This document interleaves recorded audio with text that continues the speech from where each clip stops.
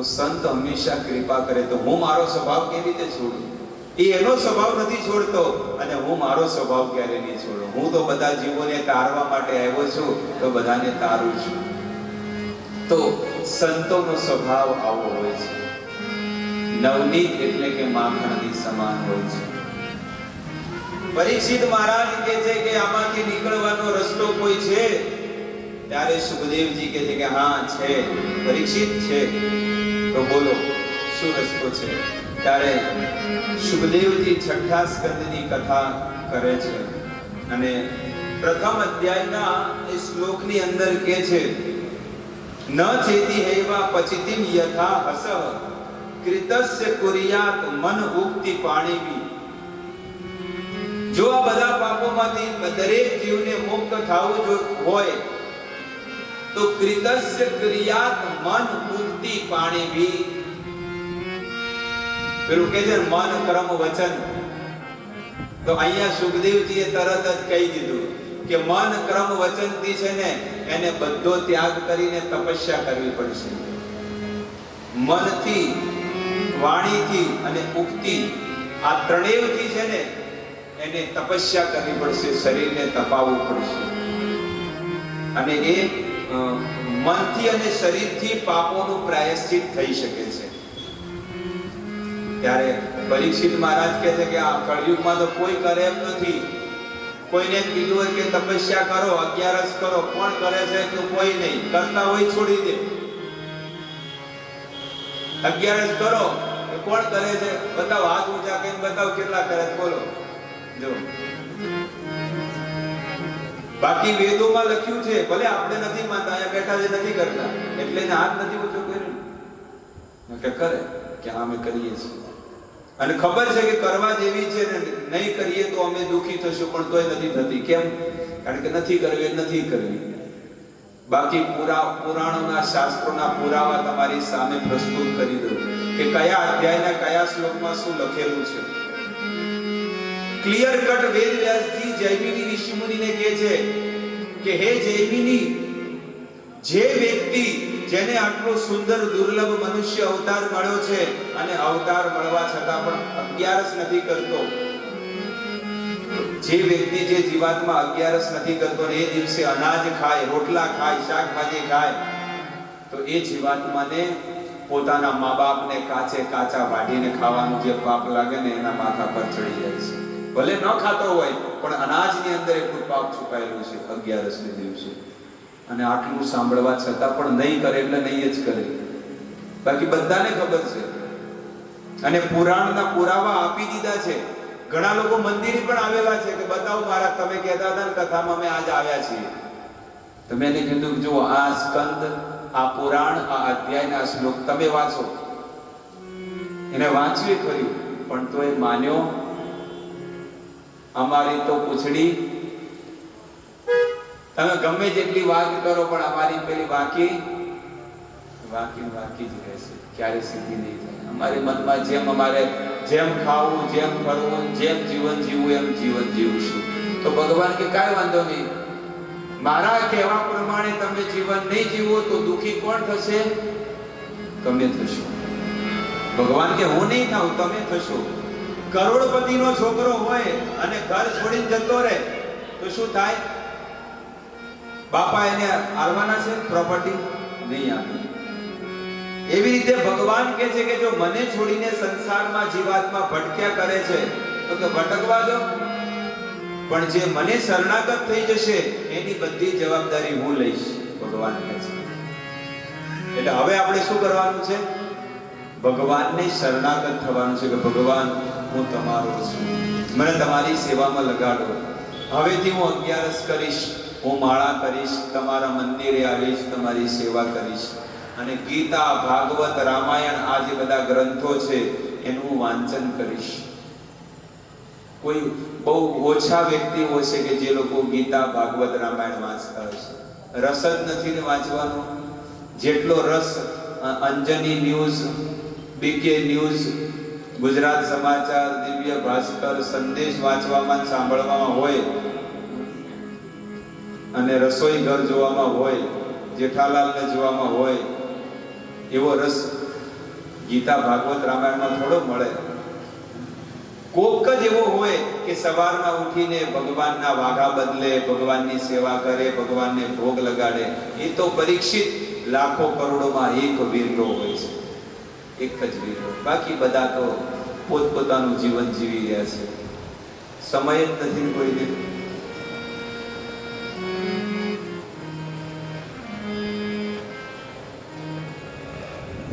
તો અહીંયા મન ઉગતી પાણી પી, મનથી અને શરીરથી જો એ પ્રાયશ્ચિત કરી લે, સુખદેવજી કહે છે તો કે એ બધા પાપોથી મુક્ત થઈ જાય. તો પરીક્ષિત મહારાજ કહે છે કે આ વાત મને કઈ યોગ્ય લાગી, કારણ કે કોઈ કરે એમ નથી. અને ઘણા લોકો હરિદ્વાર જાય, વૃંદાવન જાય, હરિદ્વાર વૃંદાવન તો યમુના નદીમાં સ્નાન કરે વૃંદાવનમાં, અને હાથમાં જળ લઈને કે શું કે હરિદ્વારમાં વૃંદાવનમાં જઈને શું કે હવેથી હું ગુટકા મૂકી, આજથી હવે ગુટકા નહીં ખાવ, આજથી સિગરેટ નહીં પીવું, આજથી હવે ચા મૂકી, કે આજથી કોફી પીવાનું બંધ, કે આજથી ડુંગળી લસણ ખાવાનું બંધ. જે પણ વસ્તુ લોકો ટેક એક ધારણ કરે છે. હરિદ્વારમાં જાય ને એટલે ઘણા લોકો છે ને ઉભા રહે આમ ગંગાજળમાં, અને એ વખતે તો એટલો જોશ થઈ જાય ને, હવે બધું મૂકી દેવું છે બધું. અને એ જોશમાં ને જોશમાં શું થાય, જળ અર્પણ કરે કે હવેથી હું આ ગંગાજળ હાથમાં લઉં છું, કે આજથી 335 ના મૂક્યા, જાફરી ગુટકા મૂકી, લંગર ચા, પટેલ ઝવેરી, ચલમ જે પણ પીતા હોય બધા કે મૂક્યું. અને જેવા પોતાના ઘરે આવે પાછા, હરિદ્વારમાં તો 24 કલાક સુધી તો નશો રહે પાછો, યાદ રહે કે મેં ગંગાજળ હાથમાં લીધું છે ને વચન આપ્યું છે. જેવા ઘરે આવે ત્યાં સુધી રહે, અને ઘરમાં ના પાડી દે કે ચા બનાવતા નહીં, હવે ચા હું પીવાનો નથી. પણ મહિનાનું વેકેશન જ્યારે ઉનાળાનો પતી જાય પછી ફરીથી સ્કૂલ, કોલેજ, ફેક્ટરીઓ, જે વસ્તુમાં જ્યાં આપણે કામ કરતા હોય ત્યાં ફરીથી આપણે જતા હોય, સ્ટાફ વાળા બધા ભેગા થાય, લો હરિદ્વારનો પ્રસાદ. હું હરિદ્વાર ગયો હતો અને ત્યાં જઈને મેં વચન લીધું છે, શું કે હું હવેથી ચા નહીં પીવું.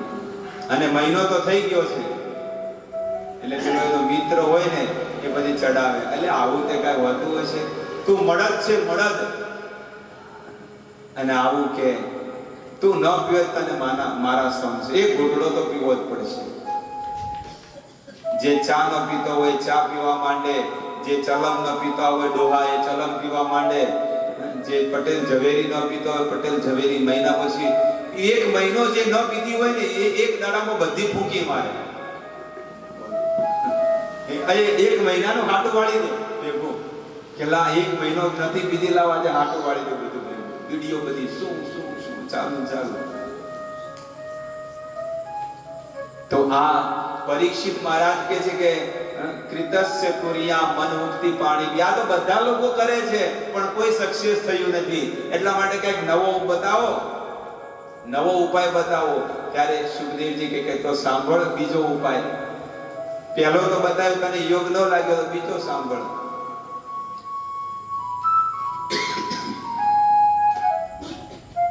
તપસા બ્રહ્મચર્યેન સમેન ચ દમેન ચ ત્યાગેન સત્ય શોચાભ્યામ યમેન નિયમેન ચ દેહ વાગ બુદ્ધિ જમ ધીરા ધર્માજ્ઞા સત્યાન્વિતા શિપજ્ઞમ ઉદગમ વેણુ ગુલમમ ઇવાનલહ.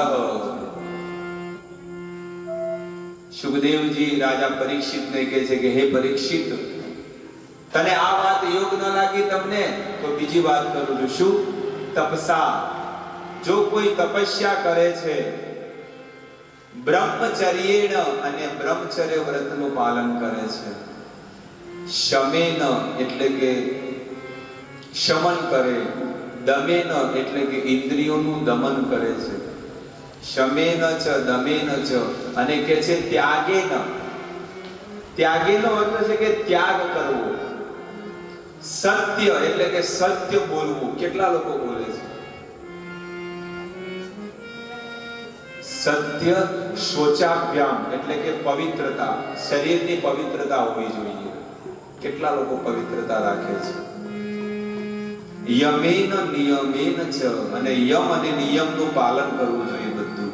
આ બધી વસ્તુ જો કોઈ કરે ને તો એ બધા પાપોથી મુક્ત થઈ શકે છે. પણ કોણ કરે છે? સૌથી પહેલું જ તપસા. કોઈને કીધું હોય કે તપસ્યા કરો, આજે કથા 12 વાગે પતવાની છે, તો બોલો પાછળથી ગાડીઓ ખાલી થાય કે થાય? એક પછી કે બાલો આપણે કાંઈ વાંધો નહીં, ચાલતા જશો તો પહોંચી જશું, એટલે ભાગો. હવે ખાલી એટલું કહેવામાં આવે કે આજે કથા 11:15 વાગ્યા છે, તો આજે સવા કલાક વધારે લેવાનું છે. શું વાત કરો છો? મહારાજે કહી દીધું તો એક પછી એક ખસકાવો. હવે પાછળ પ્રસાદ નથી લેવો આજે. તો અહીંયા કહે છે કે તપસા બ્રહ્મચર્યેણ. કયો વ્યક્તિ તપસ્યા કરી શકે છે? એક આસન ઉપર એક જગ્યા પર બેસીને કોઈ પલોઠી વાળીને બેસી શકે છે? હાલો, અત્યારે હું એક આસન પર પલોઠી વાળીને લગભગ 2 કલાકથી બેઠો છું. પણ મેં ઘણાને આપણે જોયા કે કળિયુગના જીવની શું દશા છે? ઘડીકમાં એક પગ ત્યાં જતો હોય, ઘડીકમાં એક પગ આમ જતો હોય, ઘડીકમાં લાગા તો વ્યાસપીઠની સામે સામે સીધા સીધા જવા દે. ભલે ને પાપ લાગતું કાંઈ વાંધો નહીં, આપણે જાણીએ છીએ તોય છે કે નહીં? બધી બહેનો જાણે, બધા ભાઈઓ જાણે, પણ તોય 2 ટોટિયા.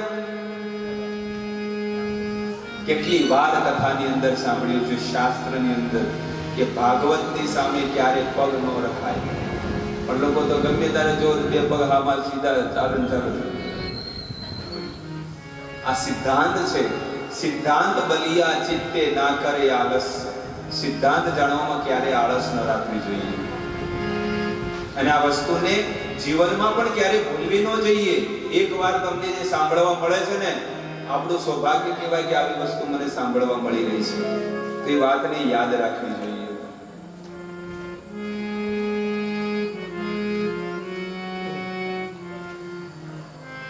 તો અહીંયા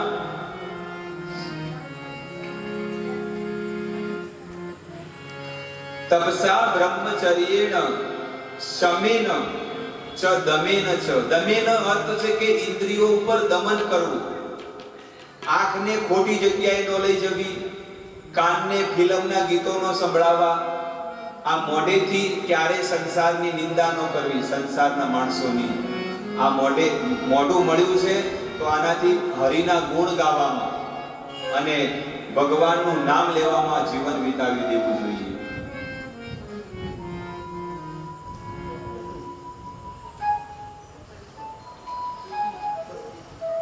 તપસા બ્રહ્મચર્યેણ શમેન ચ દમેન ચ, અને ત્યાગેન સત્ય શૌચાભ્યામ. ત્યાગ કોનામાં છે? કોઈનામાં ત્યાગ નથી. અને ત્યાગ થોડોક કરે તો લોકો બીજાને કેવું કે મેં આટલો ત્યાગ કર્યો છે.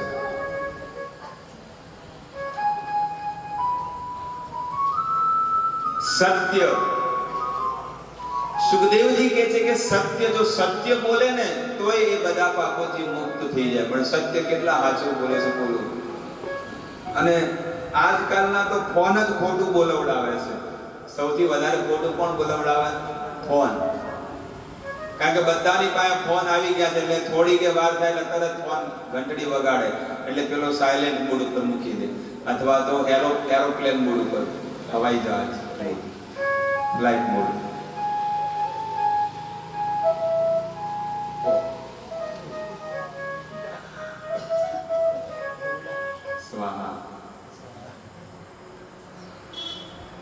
તો ત્યાગેન સત્ય શૌચાભ્યામ. શૌચાભ્યામનો અર્થ છે કે પવિત્ર રહેવું, અંદરથી અને બહારથી 2 જગ્યાએ પવિત્ર રહેવું જોઈએ. ટોયલેટ જાય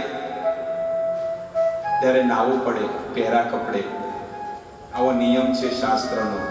દરેક જીવાત્માનું આ કર્તવ્ય છે કે જેને આ દેહ મળ્યો છે ને, મનુષ્ય દેહ, ટોયલેટ જાય તો એને સ્નાન કરવું પડે પહેરા કપડે.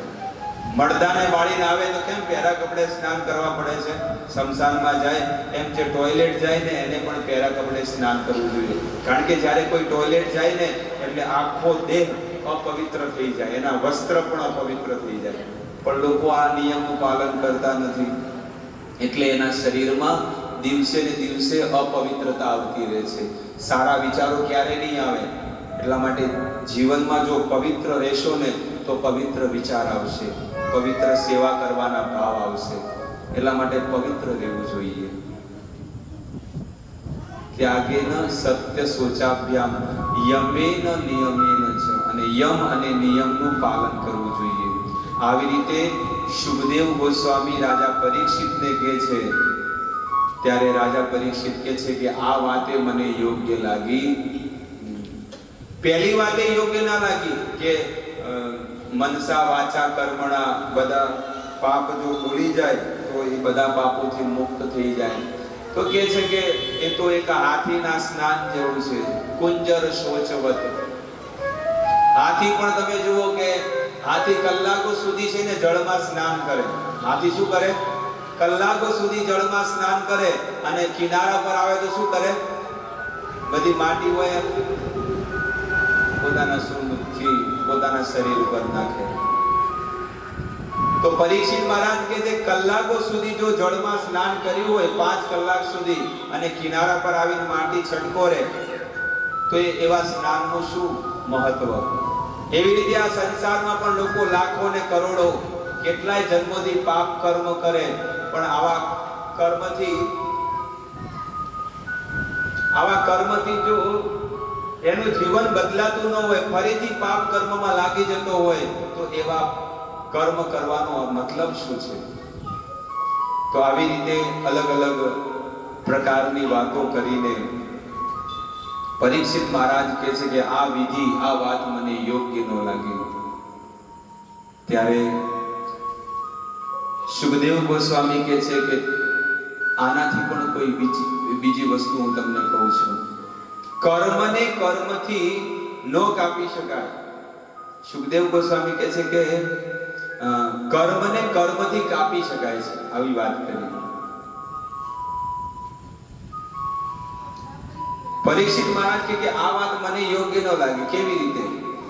ત્યારે આપણા સંતો ઉદાહરણ આપે છે કે ઘણા લોકો છે ને એવો વિચાર કરતા હોય કે હું બસ દાન કરીશ ને તો હું મુક્ત થઈ જઈશ, પણ મુક્ત નથી થતો. દાન કરવાથી કોઈ મુક્ત ન થાય, અને પાપ કરવાથી કોઈ મુક્ત ન થાય. આ બંને છે ને બંધનના કારણ છે. દાન આપો એ સોનાની સાંકળ છે, અને પાપ કરો એ લોખંડની. બંને સાંકળ જ છે, પણ એક લોખંડની છે ને એક સોનાની સાંકળ છે. એવી રીતે દાન આપે પણ અયોગ્ય પાત્રને આપે. જેવી રીતે મેં રવિવારે તમને ઉદાહરણ આપ્યો હતો. રવિવારે તમે કથામાં હતા ને, સત્સંગમાં, તો મેં એક દાખલો આપેલો કે તમારે સોસાયટીમાં, તમારે રોડ ઉપર ક્યાંય પણ તમે જુઓ, રેલવે સ્ટેશન પર ભિખારીઓ બેઠા હોય, અને તમને ખબર છે કે આ દારૂડીઓ છે, પોટલી મારવાનો છે 10 રૂપિયાની 20 રૂપિયાની, પણ તોય તમે આપી દઈએ. દયા આવે એટલે આપણે આપી દઈએ. ભલે દારૂ પીતો, એમ ભાવ ના હોય, એવો કઈ ભાવ હોય નહીં, પણ તોય દયા અવશ્ય આપણે આપી દઈએ કે લે 20 રૂપિયા 10 રૂપિયા 5 રૂપિયા જે. એટલે પેલો જઈને શું કરે?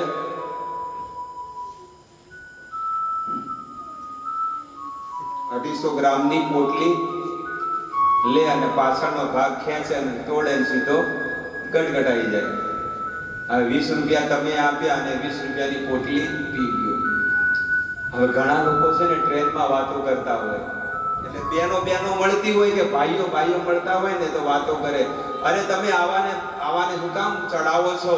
આવાને શું કામ તમે દાન આપો છો? આ જઈને પછી દારૂ પીશે. એ કે અમે તો આલી છૂટા, એને જે કરવું કરે. લોકો આવું વાત કરે, પણ હકીકતમાં તમે છૂટા નહીં, હવે તમે બંધાણા જ છો. છૂટા નથી તે, હવે તમે કર્મના બંધનમાં બંધાણા છો, અને એ કર્મનું બંધન તમને ભોગવવું પડશે. તમને ભોગવવું પડશે ને એને ભોગવવું પડશે. કારણ કે તમે પૈસા આપ્યા એટલે એને પાપ કર્યું ને. જો તમે ખાવાનું આપ્યું હોત તો પાપ થોડું કરત. પણ આજના લોકો ખાવાનું નથી માંગતા. શું કહે છે? કોઈ બીને તમે જુઓ, તમારા ગામમાં, ઘરે, સોસાયટીમાં આવે તો તમે ખાવાનું આપો તો ના પાડશે. પૈસા આપો, પૈસા, કોઈ પણ વ્યક્તિ પૈસા આપો. બીજું કપડાં નથી જોતા, ખાવાનું નથી જોતું, પૈસા રોકડા આપો. અમે તો આ કાર્ય કરીએ છીએ.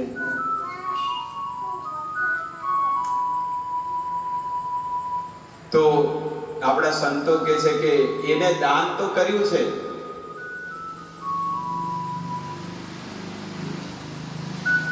તો દાનના પ્રતાપે એ વ્યક્તિ છે ને કૂતરો બનશે. પાપના પ્રતાપે એને પાપ કર્યું ને એને શું થયું? કર્મનું બંધન લાગ્યું.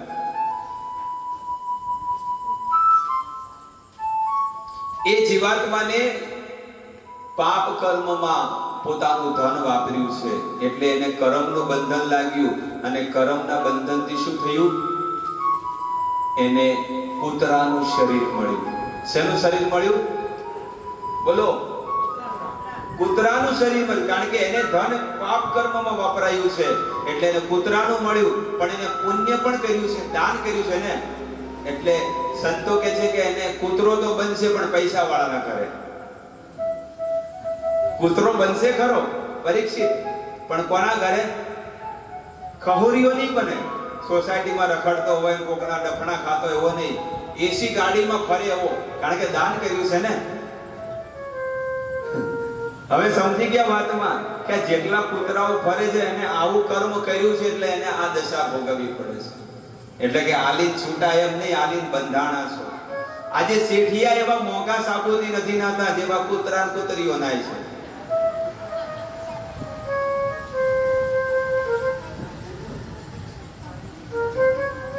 તો અહીંયા પરીક્ષિત મહારાજ આ વાત કરે છે કે આ વાત પણ મને યોગ્ય ન લાગી કે આવું કર્મ કરો તો આવું ફળ મળે, આવું કર્મ તો આવું. તો માણસ જીવાત્મા કર્મના બંધનમાં ફસાયેલો રહેશે. ત્યારે પરીક્ષિત મહારાજ કે હવે તમે ગોળ ગોળ ગોળ ગોળ રમાડો છો, રમાડવાનું બંધ કરો અને એક ફાઇનલ વાત કરો કે હવે જીવાત્માને મુક્ત થવા માટે શું વસ્તુ છે. ત્યારે સુખદેવજી કે તારે સાંભળવું છે ફાઇનલ જવાબ? તો સાંભળી લે. કે ચિદ કેવલ્યા ભક્ત્યા વાસુદેવ પરાયણ અધમ ધુનવંતિ કાત્સેન નિહારીવ ભાસ્કર. કેચિત કેવલ્યા ભક્ત્યા, એકમાત્ર ભગવાનની ભક્તિ કરવી. પણ પરીક્ષિત મહારાજ કે ખુલાસો કરો કયા ભગવાનની? સધી, ગોગા, મેલડી, અંબે, કોની? બધા ભગવાન માને છે તો ક્લિયર કટ કરો. ત્યારે સુખદેવજી કહે છે વાસુદેવ પરાયણ. બીજી લાઈનમાં શું કહે છે? વાસુદેવ નંદ નંદન પરમ પુરુષ પૂર્ણ પુરુષોત્તમ ભગવાન શ્રી કૃષ્ણની ભક્તિ જે કરે છે ને, અને એમને જીવન સમર્પણ કરી દે છે, ત્યારે એ બધા કર્મથી મુક્ત બની જાય છે. એને કોઈ કર્મનું બંધન લાગતું નથી. તો હવે તમારે મારે નિર્ણય લેવાનો છે. મેં તો લઈ લીધો કે બસ મારે વાસુદેવ નંદ નંદન ભગવાનની સેવા કરવી છે અને એમનો પ્રચાર કરવો છે. હવે તમારે નિર્ણય લેવાનો છે કે તમારે જીવનમાં શું કરવાનું છે. એસી ગાડીમાં ઓલું બનવું છે 4 પગવાળું, કે પછી ભગવાનના ધામમાં સહચરી એટલે કે ગોપી અને ગ્વાલ બાલ બનવું છે, કે ના મારે ગોપી બનવું છે, ભગવાનની સેવિકા બનવું છે. તો તમે જે ભાવથી રહેશો એ ભાવથી ભગવાન તમને દર્શન આપશે. તો આવી રીતે સુખદેવજી પરીક્ષિત મહારાજને કહે છે કે કેચિદ કેવલ્યા ભક્ત્યા વાસુદેવ પરાયણ. વાસુદેવ નંદ નંદન ભગવાન શ્રી કૃષ્ણને પરાયણ થઈને ભક્તિ કરવી જોઈએ, અને ભક્તિ કરશો તો આપણું જીવન ધન્ય થશે. તો અહીંયા પરીક્ષિત મહારાજને સુખદેવ ગોસ્વામી આ કથા કરે છે કે કૃષ્ણ નંદ નંદન ભગવાનની ભક્તિ કરવી જોઈએ. બસ એમનું નામ લેવાથી જ જીવાત્મા બધા પાપોથી મુક્ત થઈ જશે. તો આ રીતે જ્યારે પરીક્ષિત મહારાજ જિજ્ઞાસા કરી કે બસ નામ લેવાથી ભગવાનના ધામમાં જઈ શકાય છે, ત્યારે સુખદેવજી કહે છે કે હા. ત્યારે પરીક્ષિત મહારાજ કહે છે મને વિશ્વાસ ન આવ્યો કે ભગવાનના નામમાં આટલી તાકાત છે કે આ 84 ના ચક્કરમાંથી મુક્ત થઈ જાય, ત્યારે પરીક્ષિત કહે છે કે હા, ભગવાનનું નામ લેવાથી જીવાત્મા બધા બંધનમાંથી મુક્ત થઈ જાય છે. તો ભક્તો, આપણે પણ ભગવાનની ભક્તિ કરવી, ભગવાનનું નામ લેવું, અને આવી રીતે આપણે પણ ભવબંધનમાંથી મુક્ત થશું. તો આવો આજની કથાને આપણે અહીંયા વિરામ આપીએ અને